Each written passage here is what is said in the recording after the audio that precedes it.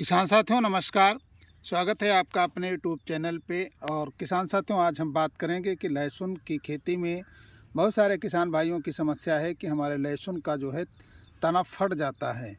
यानी हमारे लहसुन के जो पौधे हैं इसमें कई पौधे उग जाते हैं और जो इसका कंद बनता है, पत्तियां जो आप देख रहे हैं, पत्तियों के बीच से कई पौधे निकल आते हैं। तो इस तरीके की समस्या हमारे बहुत सारे किसान भाइयों की हो रही है। और लहसुन में अगर हम देखते हैं तो जब ये तना फटने की समस्या आती है तो इससे हमारे बहुत भारी नुकसान लहसुन की खेती पे पड़ता है। तो किसान साथियों, वीडियो पसंद आए तो वीडियो को एक लाइक और चैनल पे जो किसान साथी पहली बार आए हैं चैनल को सब्सक्राइब जरूर कर लें। किसान साथियों, वैसे लहसुन के तना फटने के कई कारण हो सकते हैं और सभी किसान भाइयों की अलग अलग अपने हिसाब से पहचान है कि हमारे लहसुन में अगर ये दिक्कत नहीं होती तो हमारा तना नहीं फटता। कुछ कहते हैं कि हमारे में किसी चीज़ ये नाइट्रोजन की ज़्यादा अधिकता हो गई है। और कुछ किसान भाई सोच रहे हैं कि हमारे खेत में कोई जंगली जानवर निकल गया है, इससे हमारे खेत के तने फट गए हैं। और इसके कई कारण अपने अपने मन में रहते हैं हर किसान भाई के। और जैसे हम लोगों के यहाँ ज़्यादा ऐसी समस्या नहीं आती है। जो हम लहसुन की वैरायटी देसी लहसुन है, ये आप देख सकते हैं, इसमें ऐसी समस्या ज़्यादा देखने को नहीं मिलती है। फिर भी अगर हम लोग थोड़ा सा सचेत रहें और देख रेख करते रहें, और ये समस्या ख़ास तौर पे अगर हम लोग इससे निपटना चाह रहे हैं तो अगर पहले से कुछ जैसे ऐसी दिक्कतें आ जाती हैं अपने पौधे में, अगर थोड़ी सी सावधानी रखें तो हो सकता है ऐसी दिक्कतें ना आएँ। किसान साथियों, इसका अगर असली रीज़न पे जाएं तो अभी तक कोई ख़ास रीज़न हम लोगों को देखने को नहीं मिला है। लेकिन जब हम नाइट्रोजन का ज़्यादा उपयोग करते हैं और जो हमारे पौधे में देखा गया है कि ऐसी समस्या आ रही हैं, जैसे पौधे के अंदर तना फटने की या फिर पौधे के अंदर ज़्यादा ऐसी दिक्कतें आ रही हैं कि एक पत्ती के अंदर से दूसरी पत्ती ज़्यादा फूट जाती है, तो ये सब चीज़ें। तो किसान साथियों, इसमें देखा गया है, जैसे कि आपको हम ये पौधा दिखा रहे हैं, ये पौधा बहुत छोटा है और इस पौधे के अंदर आप देख सकते हैं कि गुच्छेदार पौधा हुआ है और इसमें इसकी ग्रोथ रुक गई है।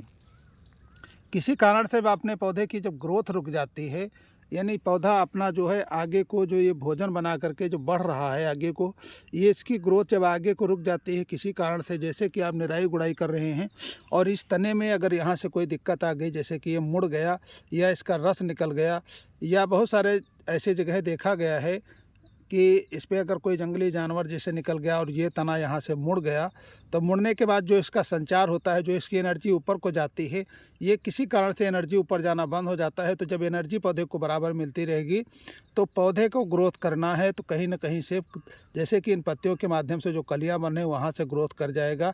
तो इस तरीके के अपनी अपनी सोचें होती हैं और इन सब सोचों के बीच में ये सब जो है देखा गया है।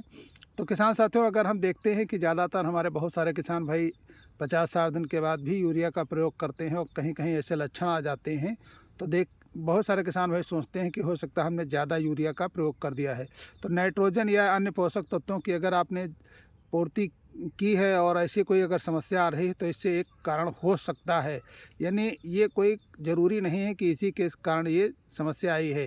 ये हम लोगों का अपना खुद का अनुभव है और देखने को मिला है। जैसे कि हम आपको दिखाएंगे कि कुछ पौधे हमारे खेत में ऐसे हैं जहाँ पे आप देख सकते हैं, आपको दिखाएंगे कि जानवरों का जो है निकलना इसमें हुआ है।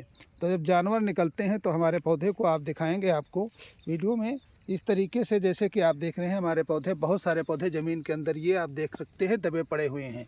ये पूरी की पूरी लाइन से जो है ये जानवर निकले हुए हैं। तो अगर ऐसी कोई समस्या आती है तो अभी तक देख सकते हैं कि हमारे पौधे, जैसे कि हम आपको दिखाएंगे इस वीडियो में, ये देख सकते हैं आप, जो ज़मीन में नीचे गिर गए हैं, लेकिन ऐसी कोई उगने की समस्या अभी आई नहीं है।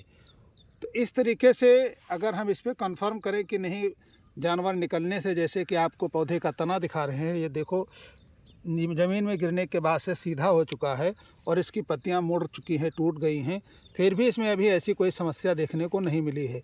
तो सबके अनुभव अलग अलग हैं और सबके विचारधारा अलग अलग है और इसमें क्या रीज़न हो सकता है। तो किसान साथियों, अगर इस तरीके से अगर आप देख रहे हैं कि हमारे खेत में ऐसी समस्या आ रही है, तो सबसे पहले हम लोग तो अपने एहतियातन तौर पे पहले ही सुरक्षा में अगर हम बात करते हैं, तो जब हम लोग लहसुन की खेती करते हैं और शुरुआत में ज़मीन से अगर हम 10% का बोरान डाल देते हैं और 10% जो बोरान आता है उसका अगर हम अपने 1 एकड़ में 1 किलो के हिसाब से 200 ग्राम बीघे के हिसाब से ज़मीन में बुआई कर देते हैं। और इसके बाद में शुरुआती अवस्था के बाद हम 1 या 2 बार जो 20% का बोरान आता है तो 20 ग्राम प्रति 16 लीटर के हिसाब से स्प्रे कर देते हैं। तो ऐसे चांस हम लोगों को देखने को लगभग अभी तक नहीं मिले हैं। तो किसान साथियों, अगर आप पहले से सतर्क हैं और ऐसी समस्या से बचने के लिए आपने बोरान का उपयोग किया है और ये नाइट्रोजन की जो खुराक है अगर आप 50 दिन के बाद से ज़्यादा नहीं देते हैं तो ये सब समस्याओं से हो सकता है कि आपका बचाव हो जाए। तो कभी भी लहसुन की खेती करते समय इन सब चीज़ों को विशेष तौर पे पहले से ध्यान रखें, ताकि जो समस्या आने के बाद आप इसका कोई हल नहीं निकाल सकते हैं।